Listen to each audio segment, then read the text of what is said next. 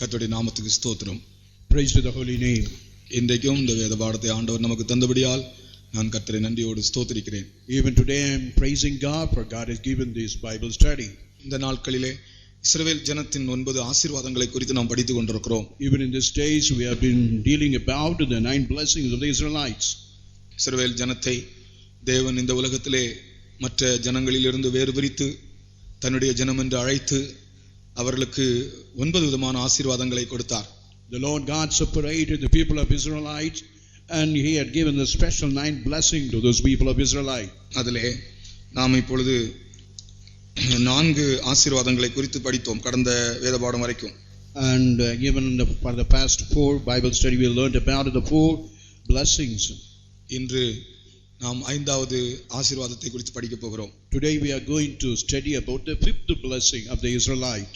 ரோமர்களின் நிருபத்திலே படித்தது போல as we dealt in the Romans, இஸ்ரவேல் ஜனங்களுக்கு 5வது ஆசீர்வாதமாக சொல்லப்பட்டிருப்பது நியாயப்பிரமாணம்.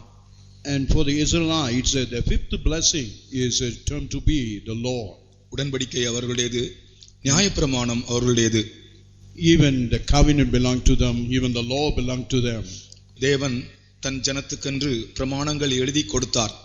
Even the Lord God had written the law for his people. தன்னுடைய ஜனத்துக்கென்று பிரமாணங்களை எழுதி சட்டதிட்டங்களை எழுதி கையிலே கொடுத்தார். பிரியமானவர்களே, Oh dear beloved, the Lord God had written all his statutes, ordinances, written as a law in their hand. உலகத்தில் எந்த தெய்வங்களும் பிரமாணங்களை எழுதி தங்கள் ஜனத்துக்கு கொடுக்கவில்லை. No God in the world have written the law and ordinances given to their people. ஆனால் தேவன் இஸ்ரவேல் ஜனங்களுக்கு பிரமாணங்களை எழுதி சட்டதிட்டங்களை எழுதி அவர்கள் கையில் கொடுத்தார்.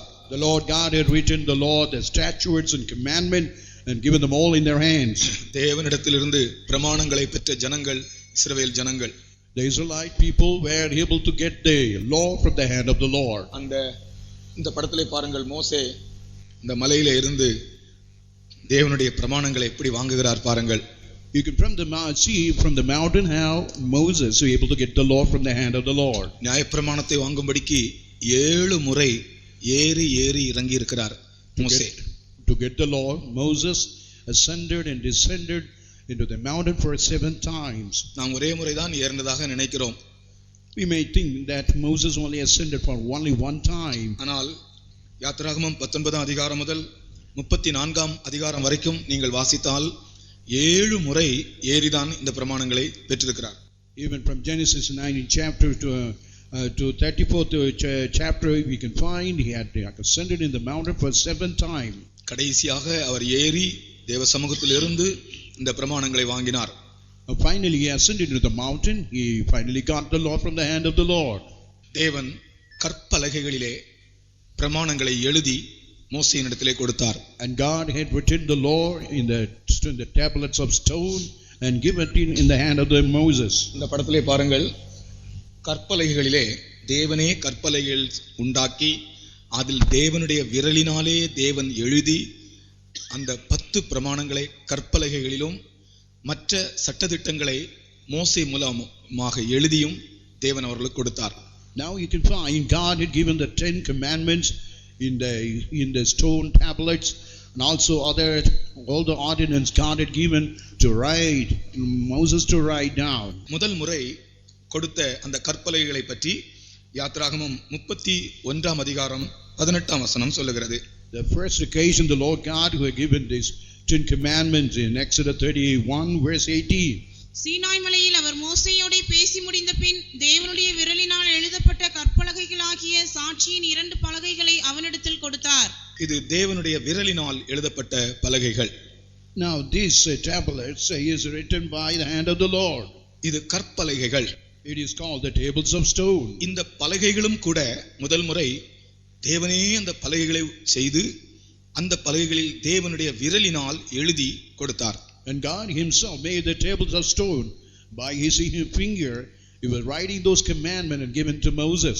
தேவன் தன்னுடைய விரலினால் எழுதின 3 சந்தர்ப்பங்களை குறித்து நாம் வேதத்திலே வாசிக்கிறோம். And we read about in 3 occasions the Lord God were written with his fingers. அதிலே முதல் முறை தன்னுடைய விரலினால் எழுதினது 10 பிரமாணங்கள். And the first occasion the Lord God written with his finger is this 10 commandments. 2 கற்பலைகளிலே 10 பிரமாணங்களை தன் விரலினால் எழுதி கொடுத்தார். The second, he had written those 10 commandments in his own finger upon that tablets. அது நியாயப்பிரமாணம். That is called the law. இரண்டாவது முறை தேவன் விரலினால் எழுதின சந்தர்ப்பம் மெனே மெனே தெக்கேல் உப்பார்சின் என்றதான எழுத்துக்கள் அந்த தேவனுடைய விரல் தோன்றி சுவரிலே எழுதப்பட்டது. And secondly, we can find his finger was appeared and he was writing mene mene tekel uparsin. அது கூட ஒரு நியாயத்தீர்ப்பின் வார்த்தையாக இருந்தது. Even that also happened to be the words of judgment. மூன்றாவது முறை தேவன் விரலினால் எழுதின சந்தர்ப்பம் கர்த்தராகிய இயேசு கிறிஸ்து தேவகுமாரன் இந்த உலகத்தில் இருந்த வேளையிலே ஒரு பாவத்தில் அகப்பட்ட ஒரு ஸ்திரியை பிடித்து அவருக்கு முன்னே கொண்டு வந்து நிறுத்தினார்கள். அந்த வேளையிலே அவர் குனிந்து தரையிலே விரலினால் எழுதினார். The third occasion, while the Lord Jesus Christ was upon the earth, when they brought a woman caught red-handed in adultery, stooped down and he was writing upon the floor. அந்த சந்தர்ப்பத்தில் அவர் விரலினால் எழுதினது என்ன என்று நமக்கு தெளிவாக தெரியவில்லை. And in that circumstances, what he has written, it is not so clear. ஆனாலும் அவர் விரலினால் எழுதப்பட்டது மனிதனுடைய உள்ளத்தை தொடக்கூடியதாக இருக்கும். But whatever written by his finger, it will be able to touch the heart of every man. தேவனுடைய விரலினால் எழுதப்பட்ட 2 பலகைகளை இங்கே பாருங்கள். மோசே மலையின் மேலே இருந்த அந்த பலகைகளை எப்படி வாங்குகிறான் பாருங்கள். தேவனே அந்த கன்மலையிலிருந்து பலகைகளை உண்டாக்கி அந்த பலகைகளிலே தேவனுடைய விரலினால் எழுதி மோசேயினிடத்திலே கர்த்தர் கொடுக்கிறார். The Lord God is making the 2 tables of stones and writing with his finger the 10 commandments and giving the 2 tables of stone to Moses. இந்த பிரமாணங்களை எடுத்துக்கொண்டு மோசே மலையிலிருந்து கீழே இறங்கி வருகிறான், மோசேயும் யோசுவாவுமாக. Now getting these 2 tables of stone, Moses and Joshua, they are getting down from the mountain. இறங்கி வரும்போது பாளையத்திலே ஒரு சத்தம் கேட்கிறது. While they were coming down, they were able to hear a great sound in the camp. யோசுவா சொல்லுகிறார், பாளையத்திலே ஒரு சத்தம் கேட்கிறது. Now Joshua is saying to Moses, the sound is heard in the camp. உடனே மோசே சொல்லுகிறான், அது ஜெயத்வனியும் அல்ல, அது அபஜெயத்வனியும் அல்ல, அது பாடலின் சத்தம். And it is not the sound of victory, it is not the sound of defeat, it is the sound of the people. என்ன நடந்தது தெரியுமா? What had really happened there, you know? மோசே 40 நாள் மலையின் மேல் இருந்தான். Moses for 40 days continuously he was on the mountain. தேவ சமூகத்திலே பிரமாணத்தை வாங்கி கொண்டிருக்கிறார். And he was getting these law from the hand of the Lord. பாளையத்திலே ஜனங்களுக்கு சந்தேகம், மோசேக்கு என்ன நடந்ததோ தெரியாது. But the people who were found in the camp, they had a great doubt what happened to Moses. மோசே செத்து போயிருப்பான். Even Moses would have been dead. மோசே உயிரோடு இல்ல. Moses is no longer alive. அவனுக்கு என்ன நடந்ததோ தெரியல. We don't know what had happened to him. கடைசியில அவர்கள் எல்லாரும் சேர்ந்து ஒரு கண்டுக்குட்டியை செய்ததாக நம்ம எல்லாருக்கும் தெரியும் சரித்திரம் என்ன என்று. We know the story very well. Finally they made the golden calf.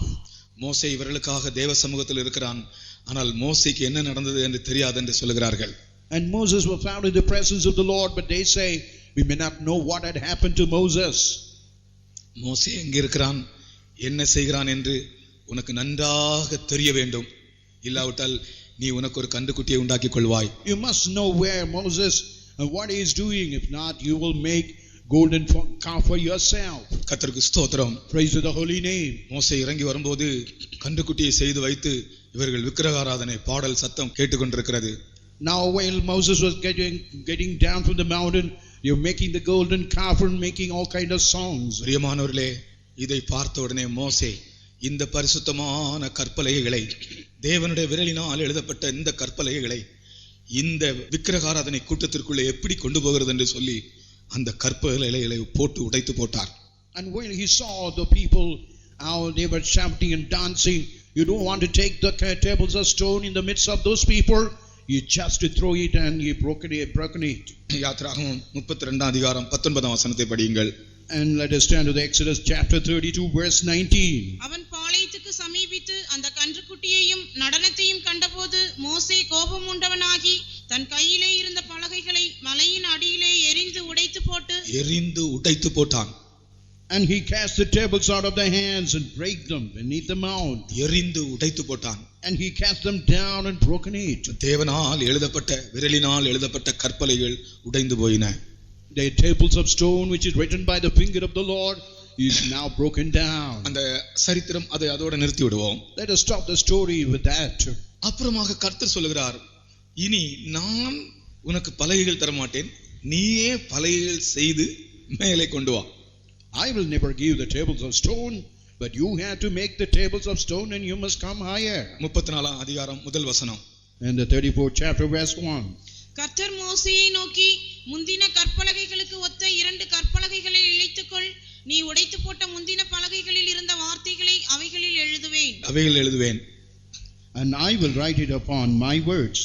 அப்போ இந்த கற்பலகைகளை மோசே செய்து கொண்டு மேலே ஏறி போகிறான். Now Moses is making the tables of stone and he was ascending into the mountain. அந்த கற்பலகைகளிலே தேவனுடைய 10 கற்பனைகள் எழுதப்பட்டன. In that tables of stone the 10 commandments of the Lord was written. இந்த 2 பலகைகளும் உடன்படிக்கை பெட்டிக்குள்ளே பாதுகாக்கப்பட்டது. And these 2 tables of stones they were guarded and protected inside the Ark of Covenant. அந்த நியாயப்பிரமாணம் எழுதப்பட்டதான அந்த 2 பலகைகளும் உடன்படிக்கை பெட்டிக்கு உள்ளே வைக்கப்பட்டன. யாத்திராகமம் 25 16 21 வசனங்கள் படிங்க. In Exodus 25:16 and 21 we read the tables of stone they were kept inside the Ark of the Covenant. 2 பலகைகளும் உடன்படிக்கை பெட்டிக்கு உள்ளே வைக்கப்பட்டன. The 2 tables of stone they were all kept inside the Ark of the Covenant. நான் உனக்கு கொடுக்கும் சாட்சி பிரமாணத்தை அந்த பெட்டியிலே வைப்பாயாக. அந்த பெட்டியிலே வைப்பாயாக. And you had to keep it inside the ark. இந்த 10 பிரமாணங்கள் மட்டுமல்ல, not only these 10 commandments, இஸ்ரவேல் ஜனத்தினுடைய அரசியல் சட்டதிட்டங்கள், இன்னும் எத்தனையோ சட்டதிட்டங்களை தேவன் மோசேக்கு சொல்லிக் கொடுத்தார். Even all the political and all the ordinance of the Israelites God was teaching to Moses. அது அந்த உடன்படிக்கையின் புத்தகம் என்று சொல்லப்படுகிறது. உபாகமம் 31:26 அந்த புத்தகம் பெட்டிக்கு பக்கத்திலே வைக்கப்பட்டது. Even in Exodus 31:26 it is called the book of law. It's only kept beside near the Ark of Covenant.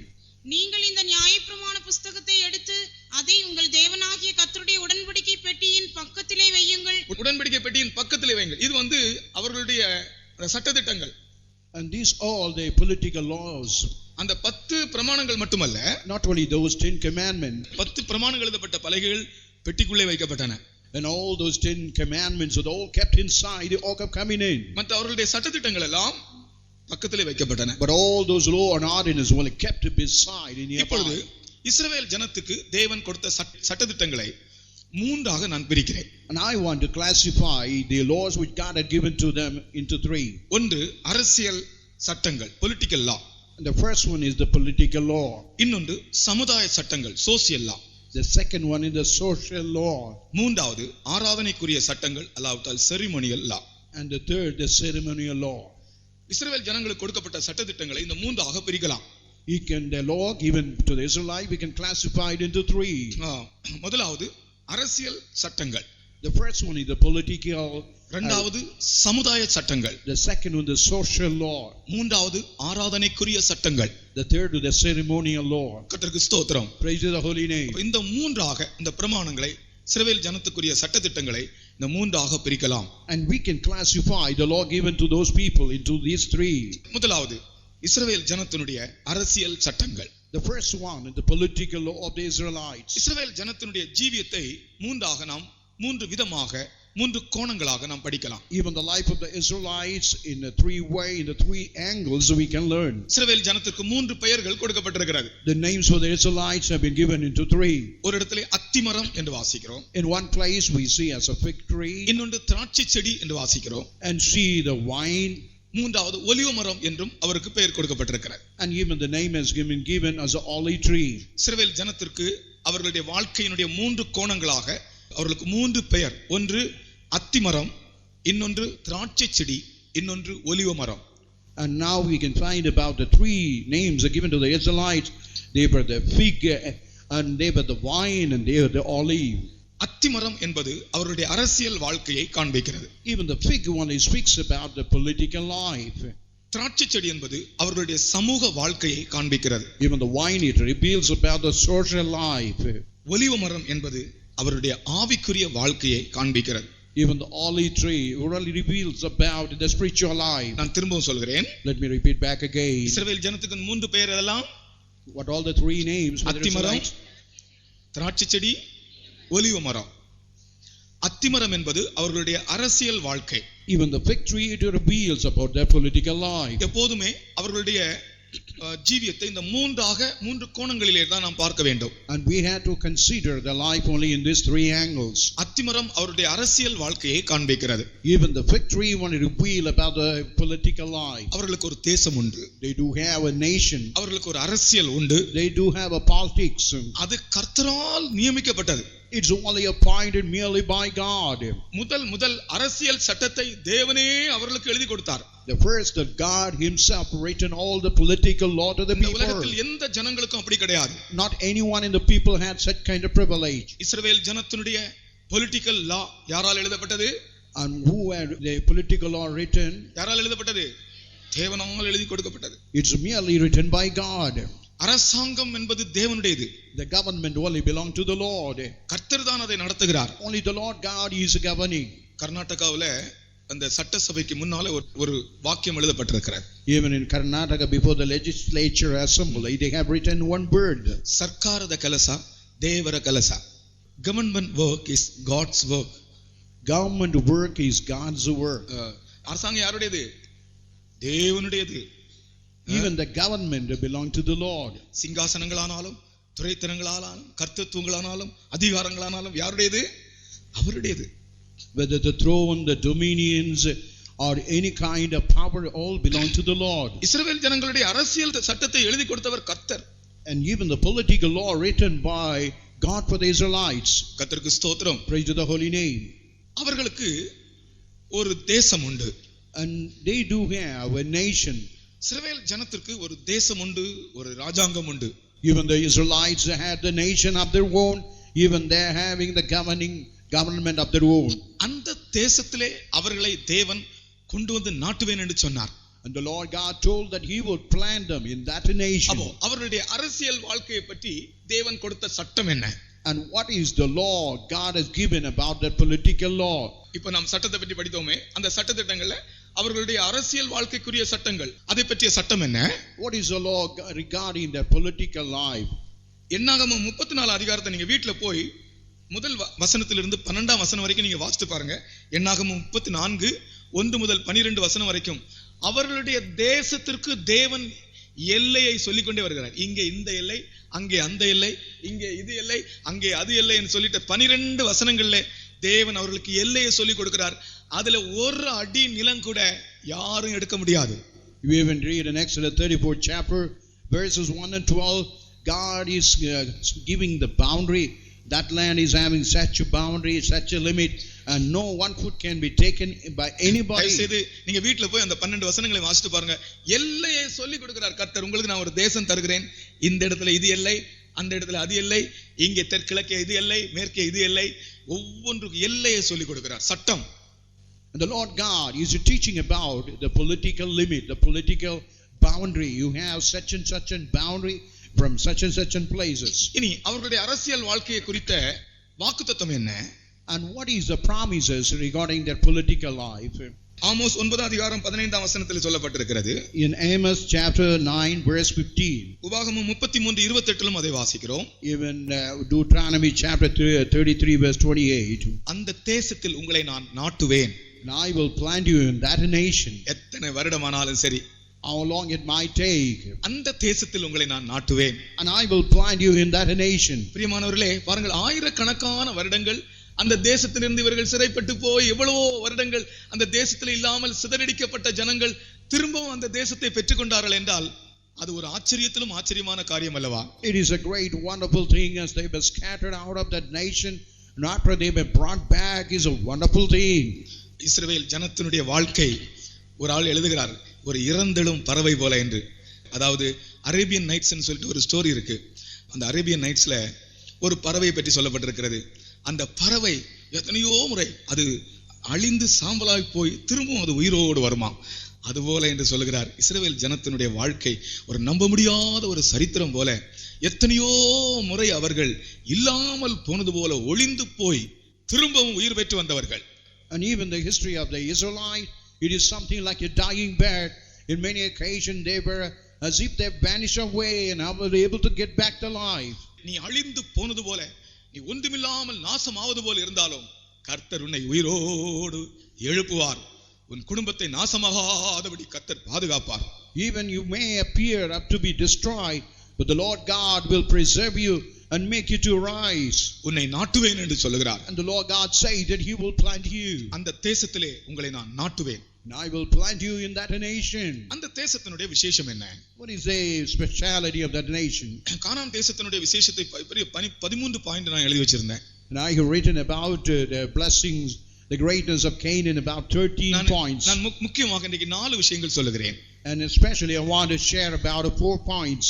முதலாக அந்த தேசம் கர்த்தர் காண்பித்த தேசம். The first great thing, it is the nation that is shown by God. யாருக்கு காண்பித்தார்? To whom God has shown this nation? யாருக்கு காண்பித்தார்? To whom He is showing this nation? நான் உனக்கு காண்பிக்கும் தேசம் என்று யாருக்கு சொன்னார்? ஆபிரகாமுக்கு சொன்னார். And He was telling to Abraham that He is the Lord who is showing that nation. இந்த உலகத்தில் யாருக்காகவும், உலகத்தில் எந்த ஜாதியில எந்த மனுஷனுக்காகவும் தன்னுடைய தேசத்தை தேவன் காண்பித்து கொடுத்து இதுதான் உன்னுடைய தேசம் என்று சொல்லியிருக்காங்களா? As any God has talked to the people saying that your nation is like that.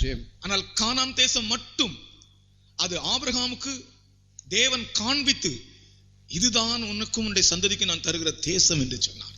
But as for Abraham, God said, this is the nation that I am going to give to you and to your seed. எப்படி காண்பித்தார்? In what a way was able to show? எப்படி காண்பித்தார்? In what a way?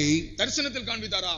Has He shown it in the vision? அதான் அவருக்கு ஆபிரகாமுக்கு அதை பற்றிய வெளிப்படுத்தலை கொடுத்தார். But God had given revelation in the mind to Abraham. கர்த்தருக்கு ஸ்தோத்திரம். Praise the holy name. கானான் தேசத்தை பற்றிய வெளிப்படுத்தல் கொடுத்தார். And God had given the revelation about Canaan in His mind. இந்த ஜீவியம் என்பது நமக்கு ஒரு வெளிப்படுத்தலால் செய்கிற ஜீவியம். This life, it is something done merely by revelation. வெளிப்படுத்தல் இல்லாவிட்டால் இந்த ஜீவியம் செய்ய முடியாது. Without revelation, in no way you can do your life. நல்ல வெளிப்படுத்தல் உடையவர்களாக இருக்க வேண்டும். You must have a good revelations.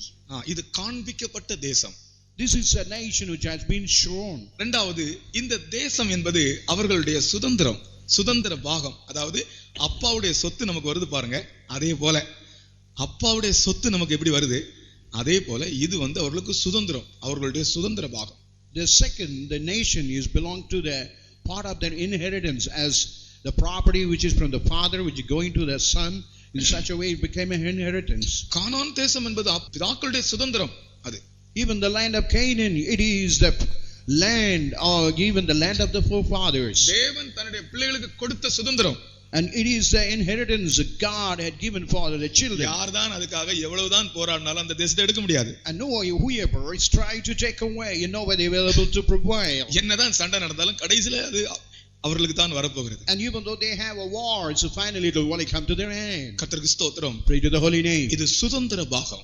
It is a part of the inheritance. ஒரு பக்கத்துல நாம் எடுக்கும்போது இந்த ஆவிக்குரிய ஜீவியம் என்று சொல்கிறது இது நம்முடைய சுதந்திரம், இது தகப்பனுடைய சொத்து போல. And even the spiritual life, it is something like inheritance of the father. ஒவ்வொரு ஆசீர்வாதத்தை நீங்க ஏதோ அந்நியர் போல கேட்க கூடாது. அப்பா சொத்து கேட்கிற மாதிரி கேட்கணும். அப்பா சொத்தை மகன் எப்படி கேட்கிறான், கேஸ் போட்டு உரிமை பாராட்டுற அது போல நீங்க கேட்கணும் ஒவ்வொரு ஆசீர்வாதத்தை. And every blessings as a father son who is making litigation and as he is requiring to get that asset, in such a way you must demand the blessing from your Lord. கர்த்தருக்கு ஸ்தோத்திரம். Praise the holy name. இப்ப தெய்வீக சுகம் என்று சொல்றது அத நீங்க அப்படி உரிமை பாராட்டணும். Even the divine healing you must demand from the Lord. இந்த கானான் தேசத்தினுடைய இன்னொரு விசேஷம். And the next one, the speciality of the land of Canaan. இதிலே தான் பூர்வபிதாக்களுடைய கல்லறையும் தேவாலயமும் இருக்கிறது. One in this land, all the sepulchres of the forefathers and the church and the synagogue temple were found. ரெண்டு விசேஷம். ஒன்று பூர்வபிதாக்களுடைய கல்லறை, இன்னொன்று தேவாலயம். The first one is the sepulchre of the forefathers and the temple of God. அதனால அந்த தேசம் விசேஷமானது. That's why that nation is a very special nation. நாலாவது இந்த தேசத்துக்கு ஒரு விசேஷம் இருக்கு, என்ன தெரியுமா? What is a speciality for this nation? இந்த தேசத்துக்கு வாந்தி பண்ணுகிற ஒரு சுபாவம் இருக்கு. But this nation is having another train to vomit. வேற எந்த தேசத்துக்கும் அந்த சுபாவம் இல்ல. But any other nation never have that kind of trend. இந்த தேசத்துக்கு வாந்தி பண்ணுகிற வாமிட் பண்ணுகிற ஒரு சுபாவம் இருக்கு. This nation is having a nature to vomit. யார் இது வாமிட் பண்ணுமா? Who will do that work of vomiting? அந்த தேசத்தை யாராவது தீட்டுப்படுத்தினால் அந்த தேசம் அவர்களை வாந்தி பண்ணி போடுமா? If anybody defile that nation, those persons will be vomited by the land. அமெரிக்காவை பற்றி கேளுங்க. அமெரிக்காவை தீட்டுப்படுத்துகிற ஆட்களை வாந்தி பண்ணுமா? அது எத்தனை தான் தீட்டுப்படுத்தினாலும் நீங்க இன்னும் தீட்டுப்படுத்துங்கன்னு சொல்லிட்டே இருக்கும் அந்த அமெரிக்கா. அமெரிக்கா தீட்டுப்படுத்துகிறவர்களை வாந்தி பண்ணாது. In America, if anybody is defiling, it will never vomit, but you know, only allow them to defile, it will never vomit them. ஆகையால் தான் பாருங்கள், அமெரிக்கா கிறிஸ்டியன் கண்ட்ரியா இருந்தாலும் அங்க பலவிதமான அநியாய காரியங்கள், அசுத்தமான காரியங்கள், அருவருப்பான காரியங்கள் காணப்படுகின்றன. Even though America is like a Christian country, but all kind of unlawful thing, illegitimate things all going in that place. அந்த World Trade Center தகர்க்கப்பட்டது. Even the World Trade Center was smashed and it was demolished. அந்த மார்னிங்ல டெக்கன் ஹெரால்ட்னு ஒரு paper இருக்கு பெங்களூர்ல, Deccan Herald. அந்த பேப்பர்ல, English பேப்பர்ல America attacked அப்படின்னு போட்டிருந்தாங்க. Even in the Deccan Herald in Karnataka, America was under attack. என்னன்னு சொல்லிட்டு வாங்கி பார்த்தா இது போட்டிருக்காங்க. When we got the Deccan Herald, we saw that how the Twin Towers was smashed by the terrorists. ஒரு பெரிய அதிர்ச்சி. And it was a great shocking news. கொஞ்ச நாளைக்கு பிறகு ஒரு கிறிஸ்டியன் கான்ஃபரன்ஸ் ஒன்று வச்சாங்க. And after some time they have made one Christian conference. அப்பொழுது அதுல டாக்டர் பில்லி கிராம் ரெண்டு வார்த்தை பேசினார். Even in that conference, Dr. Billy Graham, he was telling two words about it. நீங்கள் தேவனுடைய வசனத்துக்கு விரோதமாக, தேவனுடைய பிரமாணங்களுக்கு விரோதமாக நீங்கள் போனால் என்ன சம்பவிக்கும் என்றே தெரியாது. இதெல்லாம் நாம் நம்மை குறித்து எச்சரிக்கையா இருக்க வேண்டியதான எச்சரிக்கை என்று சொன்னார். And it is all the warning. Whenever we go against the law and the word of God, we may not know what would happen. These are only a warning signal. America Christian கண்ட்ரியா இருந்தா கூட அமெரிக்காவில் எவ்வளவோ வசனத்துக்கு விரோதமான காரியங்கள் இருக்கிறது. Even though United States of America is a Christian country, there are a lot of things against the word of God. கானான் தேசத்துக்கு ஒரு சுபாவம் உண்டு. But the land of Canaan is having a nature. அது புறஜாதிகளா இருந்தாலும் சரி, யூதர்களே தான் இருந்தாலும் சரி, அந்த தேசத்தை தீட்டுப்படுத்தினால் கொஞ்ச நாள்ல அந்த தேசம் அவங்களை வாந்தி பண்ணிடும். Even it might be a Gentile, even the Jewish people, if they defile the land, if they will be vomited. பூர்வீகமாய் அந்த தேசத்தில் இருந்ததான எபூசியர் என்கிற ஜாதிகள் அல்லது 7 ஜாதிகள் அந்த தேசத்தை தீட்டுப்படுத்தினபடினால் அந்த தேசம் அந்த 7 ஜாதிகளை வாந்தி பண்ணிட்டு. Even though Jebusite, the 7 nations, they defiled the land, they were vomited by the land of Canaan. இஸ்ரவேல் ஜனங்கள் அங்கே வந்தார்கள். Even the Israelites came over to that land. ஆபிரகாமின் சந்ததியாருக்கு அது கொடுக்கப்பட்டது.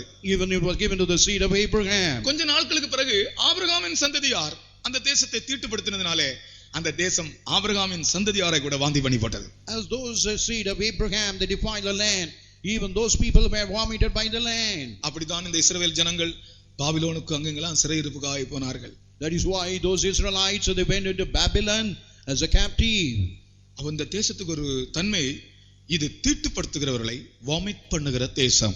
This nation is having one quality: whoever defile the land, they would be vomited. அது பரிசுத்த தேசம். It is a holy nation. கர்த்தருக்கு ஸ்தோத்திரம். Praise to the holy name. இந்த தேசத்தில் அவர்களை நாட்டுவேன் என்று சொல்லி இருந்தார். And God had given a promise that He would plant them in that nation.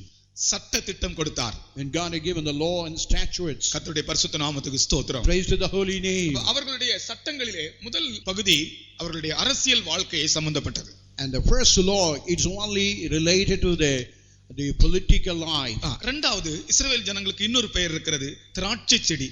80ஆம் சங்கீதம் 8ஆம் வசனத்திலே. And we read in Psalm 80 verse 8, and they have the name as a vine. நீர் எகிப்திலிருந்து ஒரு திராட்சை கொடியை கொண்டு வந்து ஜாதிகளை துரத்திவிட்டு அதை நாட்டினீர். எகிப்திலிருந்து ஒரு திராட்சை செடியை கொண்டு வந்தீர். And from Egypt thou brought these wine. இந்த திராட்சை செடி எதை காண்பிக்கிறது? What these wine reveals, இஸ்ரவேல் ஜனத்தினுடைய சமூக வாழ்க்கை, social life. is only revealing about the social life of the Israelites. சமுதாயத்திலே அவர்கள் எப்படி இருக்க வேண்டும்? In the social life, how they had to behave. சமுதாயத்திலே அவர்கள் எப்படி ஜீவிக்க வேண்டும்? In the society, how they had to live. இதை குறித்துள்ளதான காரியங்கள். And all those things are related will be in this law. தேவன் சட்டம் கொடுக்கும்போது அதை பற்றி என்ன சொன்னார்? While God was giving the law, what He wants. லேவியராகமம் 18:3 சொன்னார். He said in Leviticus chapter 18 verse 3. சட்டம் என்ன சொல்லுகிறது? What the law is saying. சமுதாயத்தில் நீங்கள் ஜீவிக்கும்போது அந்த தேசத்தாரை போல் நீங்கள் ஜீவிக்க கூடாது. You should never live like the people who are living in that nation. நீங்கள் குடியிருந்த எகிப்து தேசத்தாருடைய செய்கையின்படி செய்யாமலும் நான் உங்களை அழைத்து போகிற கானான் தேசத்தாருடைய செய்கையின்படி செய்யாமலும். போதும். எகிப்தியருடைய இதன்படி நீங்க செய்யக்கூடாது, கானான் தேசத்தாருடைய செய்கையிலும் நீங்க செய்யக்கூடாது. உங்க ஜீவியம் ஒரு special life. Your life must never be like the doings of the land of Egypt or the doings of the land of Canaan, but it should be a special. அவர்கள் சமுதாயத்தில் ஜீவிக்க வேண்டியது எப்படி என்று கர்த்தர் சொல்லிக் கொடுத்தார். And God was teaching them how they had to live in the midst of the society. அவங்களுடைய சாப்பாடானாலும் சரி, whatever the food, அவங்களுடைய வஸ்திரமானாலும் சரி, whatever the garments, ஏதானாலும் அவங்க சமுதாயத்தில் மற்ற ஜாதிகள் போல அல்ல அவர்கள். and anyhow they are not like other people. கர்த்தருக்கு ஸ்தோத்திரம். Praise to the holy name. அவர்களுக்கு இதை பற்றி தேவன் வாக்குத்தத்தத்தையும் கொடுத்தார். And God had given promises about that. வாக்குத்தத்தம் கொடுக்கும்போது கர்த்தர் சொன்னார், and while he was giving the promises, what he was doing, அவங்க சமுதாயத்தில் எப்படி அவங்க இருப்பாங்க என்று வாக்குத்தத்தங்களே சொல்லுகிறார். and God is giving the promises how they had to behave in the midst of the society. அவர் சொல்றார், மற்ற ஜனங்களுக்கெல்லாம் டாக்டர்கள் இருக்காங்க, ஆனா உங்களுக்கோ நான் தான் டாக்டர்னு சொல்றார். Even all other nations, they do have physicians and doctors, but for you I am only the doctor and physician. யாத்ராகமம் 15 அதிகாரம் 26 வசனத்திலே நான் தான் உங்களுடைய டாக்டர். இஸ்ரவேலுக்கு ஒரு நேஷனல் டாக்டர் இருக்கிறார். In Exodus 15 chapter verse 26 we find God is as a national doctor and physician for the people of Israel. நானே உங்கள் பரிகாரியாகிய கர்த்தர். I am the Lord that healeth you. சமுதாயத்தில் நீங்கள் எப்படி இருக்கிறீர்கள்? How we are found in the society. உங்களுடைய doctor யார்? And who is your doctor? உங்களுடைய பரிகாரி யார்? And who is the physician? கர்த்தர் தான் என்னுடைய பரிகாரி என்று உனக்கு சொல்ல முடியுமா? Could you say that God is your healer? நானே உன் பரிகாரியாகிய கர்த்தர். I am the Lord, the healer, and healer thee. கர்த்தர் சொல்லியிருக்கிறார், உங்களுக்கு வியாதிகள் வராமல் இருக்கும், வந்தால் நானே பரிகாரி. Even you will have a sickness and disease, but I will be the Lord as a doctor and physician. நீ தேவசித்தம் செய்யும்போது உனக்கு எந்த வியாதியும் வராதபடி கர்த்தர் பாதுகாக்க அவரால் முடியும். When you do the will of God, God is capable to keep you without any sicknesses. வந்தாலும் அவரே பரிகாரியாக இருக்கிறார். Even if you have any sicknesses, he would be the healer. அடுத்தது உபாகமம் 15 அதிகாரம் 6 வசனத்திலே சொல்லுகிறார், in Deuteronomy chapter 15 verse 6, நீ கடன் கொடுப்பாய், நீ கடன் வாங்க மாட்டாய். இவங்க சொசைட்டில எப்படி ஜீவிக்கணும்னு கர்த்தர் வாக்குத்தத்தம் கொடுக்கிறார். நீ கடன் கொடுப்பாய், நீ கொடுக்கிற அளவுக்கு உன்னை நான் ஆசீர்வதிப்பேன், நீ கடன் வாங்க மாட்டாய். and I would bless you so that you will be lending many nations, but thou shalt not borrow. இங்க எத்தனை பேர் கடன் வாங்கி இருக்கீங்க? How many of you have borrowed? இந்த வாக்குத்தத்தம் உங்களுடைய வாழ்க்கையில நிறைவேறி இருக்கிறதா? As the promises of God fulfill in your life? கர்த்தருடைய சித்தம் தன்னுடைய ஜனம் கடன் வாங்க கூடாதுன்றதான். The will of God regarding the people of God, they must never get debts from anywhere. அநேக ஜாதிகளுக்கு கடன் கொடுப்பாய், நீயோ கடன் வாங்காதிருப்பாய். Thou shalt lend many nations, but thou shalt not borrow. தேவ சித்தம் எப்படி பாருங்க, அவருடைய ஜனங்கள் கடன் படவே கூடாது. And the will of God, the people of God, the Israelites, they never be under debts. கர்த்தர் அந்த அளவுக்கு உன்னை ஆசீர்வதிக்க முடியும் என்பதை நீ விசுவாசிக்க வேண்டும். And you had to believe the Lord God able to bless you. அடுத்தது அவங்க சமுதாயத்திலே அவர்கள் ஜீவிக்கக்கூடிய இன்னொரு அனுபவத்தை சொல்லுகிறேன். I want to tell about the third thing, how they had to live in the midst of the society. கர்த்தர் சொன்னார், இஸ்ரவேலுக்கு விரோதமான மந்திரவாதம் இல்லை. And thirdly, God says that there is no enchantment or witchcraft against the Israelites. என்னாகமம் 23 அதிகாரம் 23 வசனத்துல சொல்லி இருக்கிறது. Numbers 23 it is said about that. இஸ்ரவேலுக்கு விரோதமான மந்திரவாதம் இல்லை. Against the Israelites there is no enchantment. யாக்கோபுக்கு விரோதமான குறி சொல்லுதல் இல்லை. And even that there is no witchcraft against the people of Jacob. நாம் மந்திரவாதத்தை பற்றி பயப்படக்கூடாது. We should never be afraid of the witchcraft. மந்திரவாதத்தை பற்றி நாம் பயப்படவே கூடாது. We should never be afraid of the divination of witchcraft. அவங்க எனக்கு மந்திரம் வச்சிட்டாங்க, இவன் எனக்கு மந்திரம் வச்சிட்டாங்க, உள்ள கொடுத்துட்டாங்கயா, வயிற்றுக்குள்ள கொடுத்துட்டாங்கயா, இதே சொல்லிட்டு இருப்பாங்க வெக்கம் இல்லாம. And they will say he had given witchcraft and even given some kind of thing and he entered into my stomach. சாவுக்கு ஏதுவான யாதொன்றை குடித்தாலும் அது உங்களை சேதப்படுத்தாது. ஸ்தோத்திரம் பண்ணி குடித்தா சேதப்படுத்தாதுன்னு இருக்கு வசனம் முடிய சொல்லுகிறது. And whatever you take, even as a poison, even to death, and as you praise and take it, it will never hurt you. இஸ்ரவேலுக்கு விரோதமான மந்திரவாதம் இல்லை. Even against Israelites, there is no enchantment. சாவுக்கு ஏதுவான யாதொன்றை குடித்தாலும் அது அவர்களை சேதப்படுத்தாது. Whatever you take unto death, that will never hurt you. கர்த்தருக்கு ஸ்தோத்திரம். Praise the holy name. அப்படிதான் ஒரு ஜனத்தை கர்த்தர் தன்னுடைய வாக்குத்தத்தத்தின் மூலமாக அந்த சொசைட்டில வைத்தார். சமுதாயத்துல எப்படிதான் நீங்கள் ஜீவிப்பீங்க, யார் உங்களுக்கு மந்திரவாதம் பண்ணாலும் உங்களுக்கு பலிக்காது. And in the society, God has placed you in that way. Even if anybody make any witchcraft, that will never be யாராவது prosperous. ஒரு தேவனுடைய பிள்ளைக்கு விரோதமா மந்திரவாதம் பண்ணா அந்த மந்திரவாதம் திருப்பி போய் செய்தவனுக்கு பலிக்கும். And if anybody do witchcraft against you, whatever he did against you, the same thing will go back and hit him. அவன் தான் சாவானே ஒழிய, அல்லாவிட்டால் அவன் மனம் திரும்புவானே ஒழிய அது உனக்கு பலிக்காது. And even only he will die, it will only prosperous upon him, but it will never be prosperous upon you. கர்த்தருக்கு ஸ்தோத்திரம். Praise to the holy name. அப்ப சொசைட்டில இவங்க எப்படி ஜீவிப்பாங்க கர்த்தர் சொல்றார் பாருங்க. The Lord God is teaching how they should live in the midst of the society. அந்த தேசத்தாரை போல நீ செய்யாதே. You should never do like the other people. உடனே நீ போய் ஒரு குறி சொல்றவன்ட்ட கேட்காதே. Don't go to the people of divination. நீ எனக்கு இப்படி எல்லாம் இருக்கே என்ன, நீ போய் ஜோசியம் பார்க்காதே. Don't go and see the soothsayer what would be your future. குறி கேட்காதே. Don't ask those soothsaying about the things of fortune teller. தேவனுடைய பிள்ளைகள் குறி கேட்க போகவே கூடாது. No child of God should go for the fortune teller. நாள் பார்க்க போக கூடாது. You should never go for those things of divination. பஞ்சாங்கம் பார்க்க போக கூடாது. You should never go for any kind of those things. நான் தேவனுடைய பிள்ளை. We are the children of God. கர்த்தர் எனக்கு சட்டம் எழுதி தந்திருக்கிறார். And God had written the law and handed over in their hands. அந்த தேசத்தாரை போல நீ செய்ய கூடாது என்று. You should never do like the people of the other nation. இந்த மதுரை தேசத்தாரை போல நீங்க செய்ய கூடாது. You should never do like the inhabitant of the city of Madurai. Madurai விக்கிரகங்கள் நிறைந்த ஒரு இடம். Even the Madurai is filled with all idols. மந்திரவாதங்கள் நிறைந்த இடம். Even this place is filled with all kind of witchcraft. இந்த ஜனங்கள் மத்தியிலே நீ ஒரு தேவனுடைய பிள்ளையாக இருக்கிறாய். பிரமாணம் கொடுத்திருக்கிறார். சட்டம் தேவனே எழுதி கொடுத்திருக்கிறார். And even in the midst of the people, God had given the law and written the law and had given to you. அப்புறம் இவங்க சொசைட்டில இவங்க எப்படி இருப்பாங்களாம் தெரியுமா? பெரிய ஞானம் உள்ளவங்களா இருப்பாங்களாம். ஆண்டவர் அவங்களுக்கு சொல்லிட்டார், நீங்க தான்ப்பா உலகத்திலே எல்லா ஜனத்தை பார்க்கலாம், நீ தான் ஞானமும் அறிவும் விவேகமும் உள்ள ஜாதியா இருப்பாய். Even in the midst of the society, you would be the wise, prudent and excellent in knowledge and wisdom. உலகத்துல பாருங்க, இன்றைக்கு ஞானத்துல அதிகமா இருக்கிறது, அதிக ஞானம் உள்ளவங்களா இருக்கிறது யூதர்கள் தான். Even in the midst of the world, we can find the Jewish people are having more wisdom and knowledge than all other people in the world. இந்த பேங்க் முறைமையை முதலாவது இன்ட்ரோடியூஸ் பண்ணவங்க யூதர்கள் தான். The banking is first introduced only by the Jewish people into the world. முதலாக world map, உலக வரைபடம் வெளிப்படுத்தினது அவர்கள் தான். The world map was firstly introduced to the world by the Jewish people. ஒரு ஆள் சொன்னார், இந்த இஸ்ரேல் தேசத்தை நான் வேர்ல்ட் மேப்ல இருந்தே எடுத்துருவேன், அது இல்லாம போய்டும்னு சொன்னார். Even one man challenged saying, I would take away even the picture, even the size of those Israelites out of the world map. World மேப்ல இஸ்ரேல் என்ற ஒரு தேசமே இருக்காதுன்னு சொன்னா கொஞ்ச நாள்ல அந்த ஆளே இல்லாம போயிட்டார். And while he was told like that, and after a few days he was brought to nothing. Radio கண்டுபிடித்தது யாரு? Who invented the radio? Marconi radio கண்டுபிடிக்கிறது முன்னே, even before Marconi invented radio, radio waves கண்டுபிடித்தது யூதர்கள் தான்.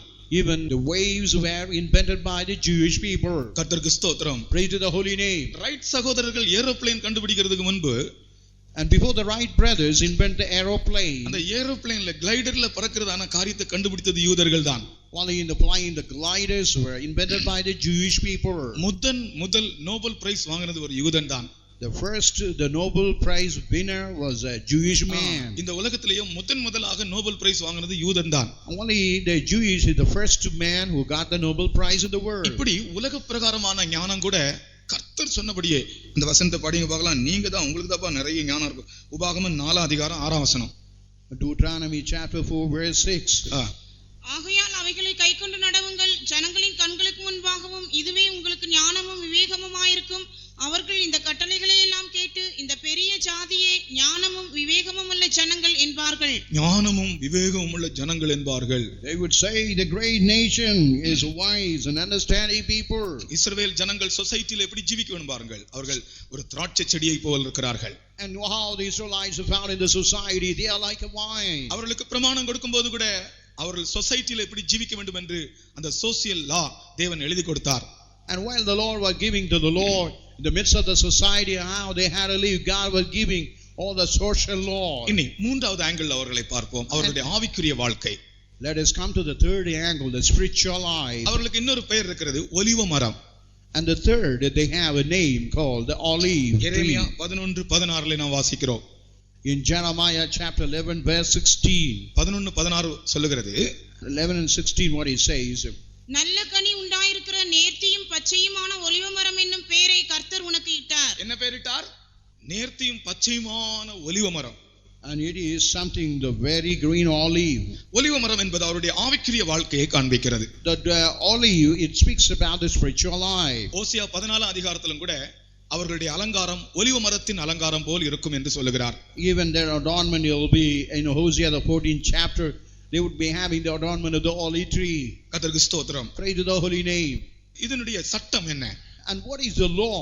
அவர்களுடைய ஆவிக்குரிய ஜீவியத்தினுடைய பிரதான சட்டம் என்ன? What is the spiritual law? What is the prominent law in the spiritual side? என்னையன்றி உனக்கு வேறே தேவர்கள் உண்டாயிருக்க வேண்டாம். Thou shalt not have any other god than me.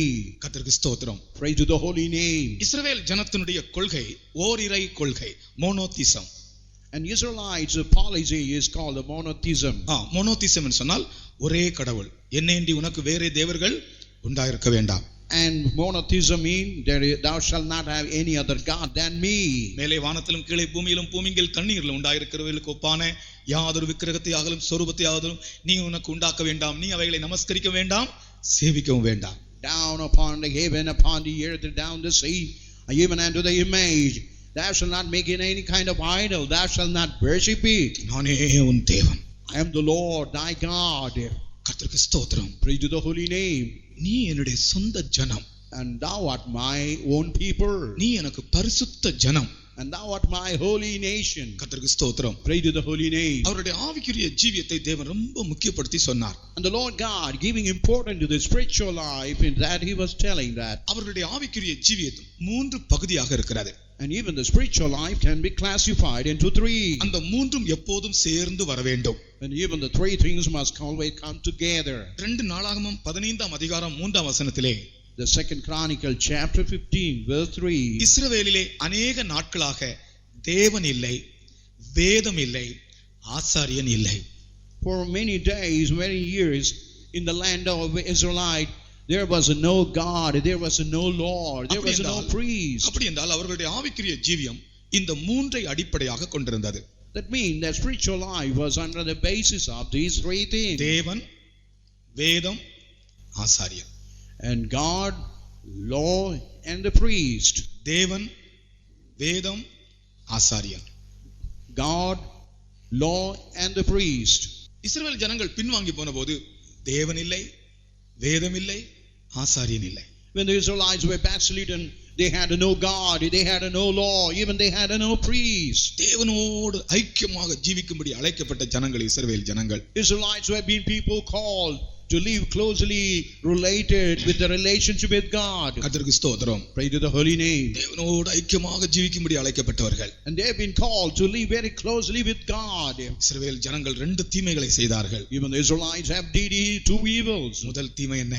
What is the first evil? ஜீவ தண்ணீர் ஊற்றாகிய எண்ணெய் விட்டு விட்டார்கள். The first, they have forsaken the fountain of life. கர்த்தரோடு உள்ள ஐக்கியத்தை நீங்கள் விடக்கூடாது. You should never lose their relation, fellowship with God. கர்த்தர் அவர்களுக்கு பிரமாணம் எழுதி கொடுத்தார். And the Lord God has written the law and give it in their hand. அந்த 10 பிரமாணத்துல முதல் பிரமாணம் என்ன? What is the first, the commandment of the law, the first one? என்னையன்றி உனக்கு வேறே தேவர்கள் உண்டாயிருக்க வேண்டாம். Thou shalt not have any other god than me. கர்த்தருக்கு ஸ்தோத்திரம். Pray to the holy name. என்னையன்றி உனக்கு வேறே தேவர்கள் உண்டாயிருக்க வேண்டாம். Thou shalt not have any other god than me. வேறே தேவர்கள் என்றால் என்ன? What is meant by other god? தேவனுடைய ஸ்தானத்தில் நாம் யாரையோ எதையோ வைக்கிறோமோ அதுதான் அந்நிய தெய்வம். And whoever we keep in the place of God, that is called other gods. தேவனுடைய அன்பை நாம் இன்னொரு ஆளுக்கு கொடுக்க கூடாது. What we have, the love of God, we should not give it to anybody else. தேவன் இருக்க வேண்டிய இடத்திலே ஒரு பொருளை கொண்டு வந்து வைக்க கூடாது. The place where God ought to be, we should not bring any kind of material and place it in that place. அந்த ஸ்தானம் தேவனுக்கு தான். Only that stayed in place only for God. என்னையன்றி உனக்கு வேறே தேவர்கள் உண்டாயிருக்க வேண்டாம். They do not have any other god than me. மேலே வானத்திலும் கீழே பூமியிலும் பூமியின் கீழ் தண்ணீரிலும் உண்டாயிருக்கிறவைகளுக்கு ஒப்பான யாதொரு சொரூபத்தை நீ உண்டாக்க வேண்டாம். Even down on the heaven, down upon the earth and the water, thou shalt not make any kind of images and worship it. நீ அவைகளை நமஸ்கரிக்கவும் வேண்டாம், அவைகளை சேவிக்கவும் வேண்டாம். Thou shalt not worship it or thou shalt not serve it. இந்த பிரமாணத்துக்கு விரோதமா இங்க பாருங்கள், பிசாசு வந்து என்னை வணங்கு என்று சொல்கிறார் இயேசுவிடத்திலே. Even the devil is just asking Jesus Christ to fall down and to worship him.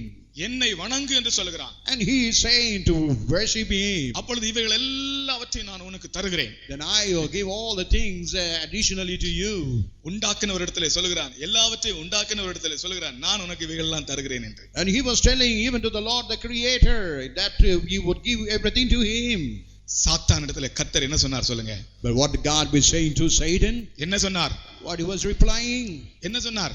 அருமையான சாத்தானே, போகாதே, இங்கே இரு. அப்படியே சொன்னார். அப்பாலே போ சாத்தானே. சாத்தானே நீங்கள் அதட்டணும் சில வேளைகளில். In many occasions you must say like Jesus, get thee hence Satan. பாரு சாத்தான் எப்படி ஓடுறான் பாரு. You can see how Satan is fleeing. கர்த்தர் உங்களுக்கு சாத்தான் மேல் அதிகாரம் தந்திருக்கிறார். And the Lord God has given power and authority over Satan. என்னை வணங்கு என்று சொல்கிறான் சாத்தான். Even the Satan say that he must worship the devil. இயேசு இடத்திலே போய் சொன்னவன் நம்ம இடத்துல சொல்லாம இருப்பானா? If that told to Jesus, would he not spare you? அதனால அவன்கிட்ட இன்னும் பேசிட்டு இருக்க வேண்டிய அவசியம் இல்லை. ஒரே ஒரு வார்த்தை, அப்பாலே போ சாத்தானே. And there's no need to talk much. He said immediately, get thee hence Satan. 3 சோதனைகளை கொண்டு வந்தான் சாத்தான். And Satan brought about the 3 temptations. 3 சோதனைகளை கொண்டு வந்தான். And he brought about the 3 temptations. முதலாவது சோதனை சாப்பாடு சோதனை. The first one is the temptation related to the food. நீ தேவகுமாரன் தானே, இந்த கல்லுகள் எல்லாம் அப்பமாக்கி சாப்பிடு. You are the son of God, you make all these stones and make it into bread and eat. நாம என்ன செய்திருப்போம்? What would be our condition if that was told by the devil to us? நான் அப்படி செய்ய முடியாதுன்னு நினைக்கிறியா நீ?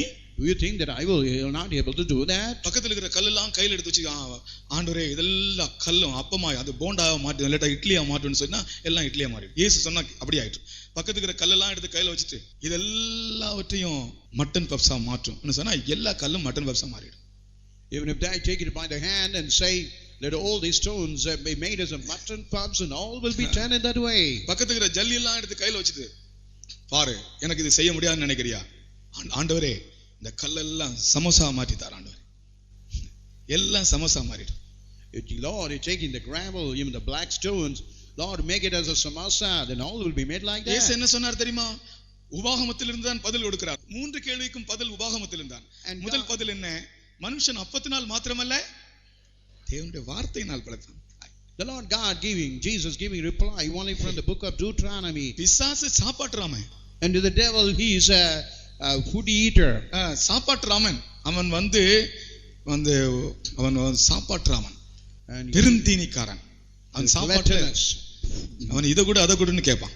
And he is a ஆட்ட கூட மாட்ட கூடன்னு எல்லாம் கேட்பான். And he would say, you bring me bulls and cattle. இயேசு எப்படிப்பட்டவர்? But the Jesus Christ, அப்பத்தினால் மாத்திரமல்ல தேவனுடைய வசனத்தினால் பிழைக்கிறார்.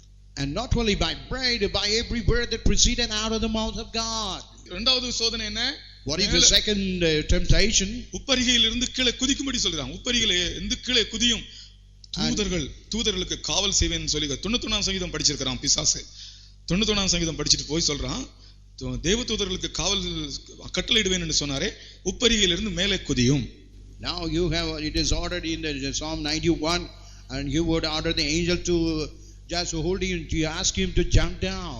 அதற்கும் பதில் உபாகம புத்தகத்திலிருந்து தான் கொடுக்கிறார். உபாகமத்தில் சொல்லப்பட்டிருக்கிறது, உன் தேவனாகிய கர்த்தரை பரீட்சை பாராதிருப்பாயா. Even he is also giving reply from the book of Deuteronomy, thou shalt not test your God. ஒருவேளை நான் என்னை அறியாமல் அந்த உப்பரிகையில் இருந்து கீழே விழ வேண்டிய ஒரு சந்தர்ப்பம் வந்தால் அந்த வேளையிலே தூதர்களுக்கு கட்டளையிடுவார், என்னை பாதுகாப்பார், நான் விசுவாசிக்கிறேன். And even if I just fall from the high place to the down, and even God would order the angels and they would safeguard me. அடுத்த சோதனை தான் மலையில கொண்டு போய் சொல்கிறான், எல்லாம் தருகிறேன், என்னை வணங்குன்னு சொல்கிறான். And finally you took him to the high of the mountain and just worship me and I will give all those things. அப்பொழுதும் உபாகம புத்தகத்தில் இந்த ஒரு வசனம் சொல்கிறார், உன் தேவனாகிய கர்த்தர் ஒருவரை மாத்திரம் நீ ஆராதிக்க வேண்டும். அப்பாலே போ சாத்தானே. And he was quoting from the book of the Deuteronomy, thou shalt worship the Lord thy God and him only thou shalt serve him. Get thee hence Satan. நம்முடைய ஆவிக்குரிய ஜீவியத்திலே எப்போது நாம் கருத்தாக இருக்க வேண்டும். Even in our spiritual life we had to be very keen. நாம நம்முடைய ஆண்டவரை மட்டும் கனப்படுத்த வேண்டும். We must only honor God alone. எல்லா காரியத்திலும் கர்த்தரை கனம் பண்ண வேண்டும். In all the matters we had to honor our God. என்னை கனம் பண்ணுகிறவனை நான் கனம் பண்ணுவேன் என்று கர்த்தர் சொல்லி இருக்கிறார். The Lord God said, whoever honor me I would honor them. பாருங்கள், இந்த மலையிலே பிரமாணங்களை எழுதி கொடுத்த தேவன். The Lord God who have written the law and given it in the hand of Moses. நம்மை குறித்து எவ்வளவு ஜாக்கிரதையா இருக்கிறார். How he is so concerned about us. இப்பொழுது இந்த பலகை இல்லை, if there is no tables of stone. இப்பொழுது எங்கே எழுதி இருக்கிறார்? But where he had written those things, சதையான பலகையிலே எழுதி இருக்கிறார். he has written the fleshy tables. கற்பலகைகளில் அல்ல. It's not on the stony tables. இந்த பிரமாணங்களை கற்பலகைகளில் எழுதி இருக்கிறார். And he has all written in our fleshly tables. அது நியாயப்பிரமாணம் அல்ல. It is not the law. ஆவியின் பிரமாணமாக மாற்றி இருக்கிறார். It is the law of the Spirit. நியாயப்பிரமாணம் இல்லை. It is not the law. ஆவியின் பிரமாணமாய் மாற்றி இருக்கிறார். He had changed it in the law of the Spirit. அவருடைய பிரமாணம் நம் இருதயத்தில் வைக்கப்பட்டிருக்கிறது. Even his law has been kept in our heart. கர்த்தருக்கு ஸ்தோத்திரம். Praise to the holy name. இஸ்ரவேலே நீ பாக்கியவான். Oh Israelite, thou art a blessed. நீ சாதாரண மனுஷன் அல்ல. You are not an ordinary nation. உன்னை பற்றி தேவன் எவ்வளவு கருத்தா இருக்கிறார். How God is concerned about you. இதை விசுவாசிக்கிறவர்கள் கொஞ்ச நேரம் முழங்கால் இருப்போமாக. The people who ever believe just stand on your kneel. என் தேவன் என்னை கைவிட மாட்டார். My God will never forsake me. என்னை பற்றி எவ்வளவு கருத்தாக இருக்கிறார். How he is concerned about me. என் தேவனை நான் கனப்படுத்தட்டும். எல்லாரும் துதிப்போம் கர்த்தரை. Let me honor my God. கொஞ்ச நேரம் அவரே தேவன் என்று சொல்லி எல்லாரும் கர்த்தரை நன்றியோடு துதியுங்கள் சத்தமாக. Let us honor him and magnify him and glorify him that thou art my எல்லாரும் சத்தமாய் God. கர்த்தரை துதிப்போம். கல்வாரியில் சிந்தப்பட்ட சுத்த இரத்தத்தை, கல்வாரியில் சிந்தப்பட்ட சுத்த இரத்தத்தை காணும் போது ஓடி போகும் சாத்தான் சேனைகள். காணும்போது ஓடி போவான் சாத்தான் சேனைகள். ஓ கல்வாரியில் சிந்தப்பட்ட சுத்த இரத்தத்தை, கல்வாரியில் சிந்தப்பட்ட சுத்த இரத்தத்தை காணும் போது ஓடி போகும் சாத்தான் சேனைகள். காணும்போது ஓடி போவான் ஆமென். சாத்தான் சேனைகள். கல்வாரியில் சிந்தப்பட்ட சுத்த இரத்தத்தை, கல்வாரியில் சிந்தப்பட்ட சுத்த இரத்தத்தை காணும்போது ஓடி போவான் சாத்தான் சேனைகள். ஆமென். ஓடி போவான் சாத்தான் சேனைகள். கல்வாரியில் சிந்தப்பட்ட ஆண்டவரே. சுத்த இரத்தத்தை, கல்வாரியில் சிந்தப்பட்ட சுத்த இரத்தத்தை ஸ்தோத்திரம், ஸ்தோத்திரம். காணும்போது ஓடி போவான் சாத்தான் சேனைகள். ஸ்தோத்திரம், ஸ்தோத்திரம், ஸ்தோத்திரம், ஸ்தோத்திரம், ஸ்தோத்திரம், ஸ்தோத்திரம், ஸ்தோத்திரம். கர்த்தர் ஒன்றுக்கு உதவாத அற்பர்களும் தூசிகளுமாகி நம்மை அழைத்து நமக்கு திவ்ய பிரமாணங்களை தந்து அவருடைய ஜனமாக்கினபடியால் ஸ்தோத்திரம் பண்ணுவோம். அவர் நமக்கு தந்திருக்கிற ஒவ்வொரு வாக்குத்தத்தங்களும் சட்டங்களும் இந்த உலகத்திலே நம்மை மேன்மையான ஜாதியாக்கி இருக்கிறது. சொசைட்டியிலே நம் சமுதாயத்திலே நாம் ஒரு மேன்மையான ஜீவியம் செய்ய அவருடைய சட்டங்களும் அவருடைய வாக்குத்தத்தங்களும் நமக்கு உண்டு. அதற்காக ஸ்தோத்திரம் பண்ணுவோம்.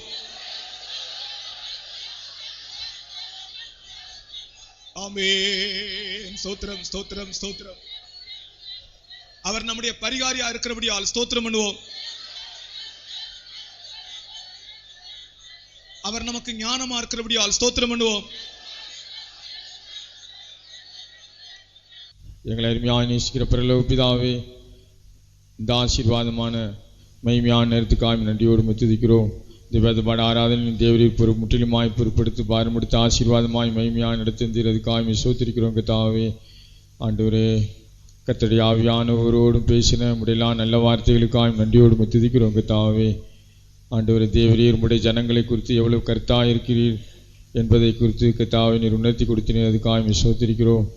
உம்முடைய ஜனங்களுக்காக கர்த்தாவே அவருடைய அரசியல் வாழ்க்கையை குறித்து பிரமாணங்களையும், அவருடைய சமுதாய வாழ்க்கையை குறித்து பிரமாணங்களையும், வாக்குத்தத்தங்களையும், அவருடைய ஆவிக்குரிய வாழ்க்கையை குறித்து பிரமாணங்களையும் நீர் ஆண்டவரே அவர்களுக்காக ஏற்படுத்தி தந்தீரே. அதுக்காக சோத்திருக்கிறோம் கர்த்தாவே. ஆண்டவரே, உலகத்திலே எல்லா ஜாதிகளை காட்டிலும் அவர்களை விசேஷித்தவர்களாய் கர்த்தாவே நீர் அவர்களை கர்த்தாவை மாற்றினதுக்காக சோத்திருக்கிறோம் கர்த்தாவே. ஆண்டவரே, ஆவிக்குரிய இஸ்ரவேலராகிய எங்கள் மீதும் கர்த்தாவே நீர் மிகுந்த கருத்துள்ளவராயிருக்கிறீர். ஆண்டவரே, உமக்கு ஸ்தோத்திர. நீர் எங்களுக்கு தந்த விளையாடப்பட்ட வாக்குத்தத்தங்களுக்காக ஸ்தோத்திரம். நீர் எங்களுக்கு தந்த பிரமாணங்களுக்காக ஸ்தோத்திரம் கர்த்தாவே. ஆண்டவரே, முழு உலகத்தில் இருக்க எல்லா ஜனங்களை காட்டிலும் மிகவும் விசேஷித்தவர்களாய் கர்த்தாவே நீர் எங்களை தெரிந்தெடுத்திருக்கிறீர். எங்களை நீர் உருவாக்கி கொண்டிருக்கிறீர். அதுக்காக ஸ்தோத்திரிக்கிறோம் கர்த்தாவே. ஆண்டவரே, உம்முடைய கிருபையுள்ள வசனங்கள் முடியே தங்களுடைய ஜீவியத்தை கட்டியெழுப்ப உம்முடைய வசனத்தை கேட்ட எல்லாருக்கும் அதிகமாய் கிருபை இந்த வழிநடத்தும்படியாய் ஜெபிக்கிறோம். அதனாலே கர்த்தாவே, முழு உலகத்தை காட்டிலும் விசேஷித்தவர்களாய் உம்முடைய கரத்தினாலே உருவாக்கப்பட கர்த்தாவே ஆண்டவரே, உம்முடைய சுதந்திரமாய் உம்முடைய விலையேறப்பட்ட சம்பத்தாய் மாற்றப்பட்டு உம்முடைய மகிமையான வரிக்கென்று ஆயத்தம் பண்ணப்பட உம்முடைய சர்வ வல்லமையுள்ள கரந்தாமே கர்த்தாவே ஒவ்வொருவருக்கும் கிருபை செய்து ஆயுதக்கென்று ஆயத்தப்படுத்தும்படியாய் ஜெபிக்கிறோம். ஆண்டவரே, எல்லா துதி கனமையும் உமக்கு செலுத்துகிறோம். யாவற்றை இயேசுவின் நாமத்தில் கெஞ்சி கேட்கிறோம் பிதாவே. ஆமென். நம்முடைய கர்த்தராகிய இயேசு கிறிஸ்துவின் கிருபை நம் அனைவரோடும் தங்கி இருப்பதாக. அல்லேலூயா சொல்லுங்க. அல்லேலூயா சொல்லு. அல்லேலூயா, அல்லேலூயா, அல்லேலூயா. இப்படிப்பட்ட பிரமாணங்களை தேவன் நமக்கு தந்து நம்ம அவருடைய ஜனமாக்கினார். அல்லேலூயா சொல்லுவோம். அல்லேலூயா. சரி, ஸ்தோத்திரம்.